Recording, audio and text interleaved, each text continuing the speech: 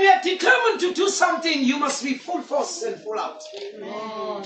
If I will fear that somebody will kill me, at least if I die, I will die for a purpose that I will have a reason to be resurrected for. Amen. But when a man is a man and is a coward, when he dies, what will he tell God? What did he or she die for? Listen, one way or the other, we are going to die. Amen. But at least let your death be purposeful and meaningful. Do not stand in the line of cowards. I will not back down because of that. Amen. What they have done, they have put more fuel in the fire. Amen. I said this to God and tell Shumaela.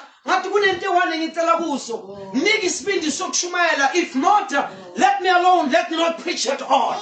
So I have made up my mind and I've made my choice. I'm a soldier and I'm determined to die with boots on. Amen. Come on. This is something that you've got to stand for. Do you understand? We have no food to Paul. My body always shivers. I said, this man was a man among men. Paul,